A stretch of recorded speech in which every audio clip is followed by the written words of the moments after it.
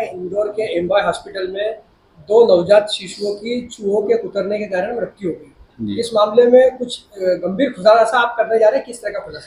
देखिए, एक दिन पूर्व राहुल गांधी जी ने ट्वीट किया था कि ये बच्चों की दुर्घटना में मौत नहीं है, बल्कि ये सोचा समझा षड्यंत्र और बच्चों की हत्या है।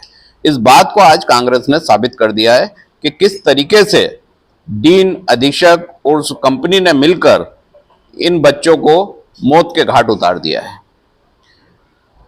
आपको मैं शुरू से बताता हूं कि जो कंपनी है एंजाइल, वो कंपनी ही फर्जी है। पिछले 3 दिन से डीन और अधीक्षक ये दावा कर रहे थे कि कंपनी का ऑफिस दिल्ली में है और ये पेस्ट कंट्रोल करती है और मल्टीपर्पज काम के लिए इसको रखा गया है। अनेक इंदौर के सरकारी हॉस्पिटल में यही कंपनी है। जब पता किया गया तो इस कंपनी का ऑफिस भी फर्जी निकला, जो स्कीम नंबर 54 में विजयनगर में स्थित है। वहाँ उस मकान में कुछ किराएदार रहते हैं। जब उनसे हमने पूछा कि इस कंपनी का ऑफिस कहाँ है, तो उन्होंने बताया कि ये तो मकान किसी जामनगर वाले का है। इसका मतलब कि कंपनी का कोई ऑफिस नहीं है, कोई इसके पास ट्रेंड वर्कर नहीं है, कोई इसके पास ट्रेंड पेस्ट कंट्रोलर नहीं है।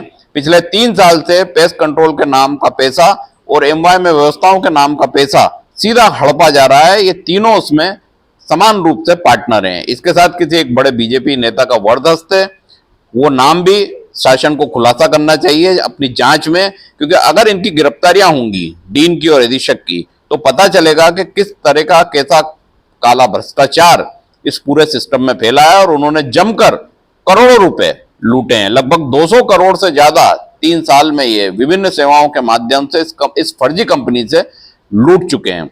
जबकि पेस्ट कंट्रोल में ट्रेंड व्यक्ति ही रखे जाते हैं, कुशल ही रखे जाते हैं, लेकिन इन्होंने अकुशल लोगों को रखकर 10,500 की सैलरी पे उनसे काम कराया। पहले एचएलएल के पास कॉन्ट्रैक्ट था तो 25,000 रुपए की सैलरी पे पेस्ट कंट्रोलर थे, लेकिन पिछले 3 साल से मजदूर और बेलदारों को वहां लगाकर पेस्ट कंट्रोल कराने की नौटंकी की जा रही है, जबकि पेस्ट कंट्रोल पिछले 3 साल से नहीं हुआ है। ये जघन्य अपराध है। जुनाइल जस्टिस का केस है। जुनाइल जस्टिस में इस मामले में भी धारा 75 के अंतर्गत मुकदमा दर्ज होना चाहिए, जिसमें उनको 7 साल की सजा है। क्योंकि कोई भी बच्चा जो जिसकी कस्टडी में है, अगर उसको हानि पहुंचती है तो जुनाइल जस्टिस केस के अंतर्गत आता है। इस मामले में डीजीपी, मुख्यमंत्री, आर्थिक अपराध, लोकायुक्त को सबूतों सहित शिकायत की गई है। 1 माह पूरी डीन ने स्वयं कोर्ट में उपस्थित होकर यह बयान दिए हैं कि इन कंपनी के पास कुशल लोग नहीं है और इनकी तनख्वाह कम दी जा रही है। उनका समझौता कर्मचारियों का कंपनी से कराया। कंपनी के नुमाइंदे ने बयान दिया है कि हमारे पास टेक्नीशियन नहीं है। ये साबित होता है कि ये षड्यंत्र पूर्वक किया गया सत्यापित अपराध है, जिसमें भ्रष्टाचार की भेंट वो 2 नवजात बच्चे चढ़ गए हैं। राहुल गांधी जी का किया हुआ एक एक वाक्य सही साबित हुआ है।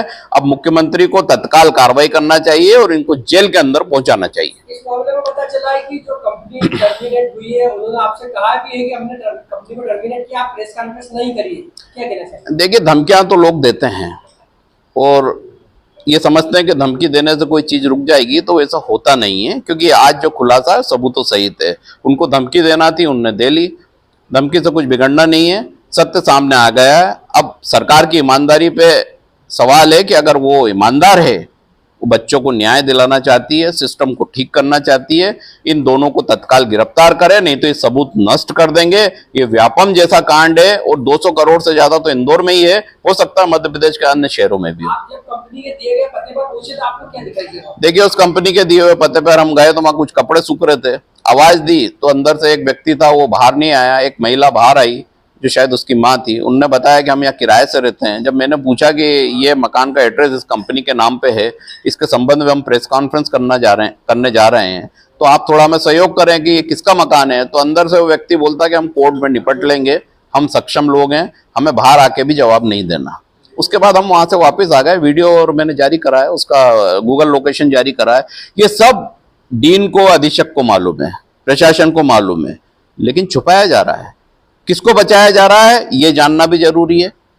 कौन इसके पीछे है ये जानना भी जरूरी है। करोड़ रुपए जो आप भ्रष्टाचार की भेंट चढ़ा के खा गए हैं डीन और अधीक्षक, इनको गिरफ्तार करना जरूरी है। आपका परिचय? इन कंपनी के संचालक कौन है? देखिए, प्रमोद, एक जो नाम आया है रघुवंशी, वो मैनेजर के रूप में है। कंपनी का कहीं डाटा दर्ज नहीं है। प्राइवेट लिमिटेड है या नहीं ये भी नहीं पता। बोला जा रहा है प्राइवेट लिमिटेड है, जो कोड में इन्होंने प्रतिवेदन दिया है लेबर कोड में वहां प्राइवेट लिमिटेड लिखा है, लेकिन कहीं भी उसका डाटा नहीं मिला। तो गंभीर जांच का विषय, एसआईटी का गठन होना चाहिए और इनकी तत्काल गिरफ्तारियां होना चाहिए।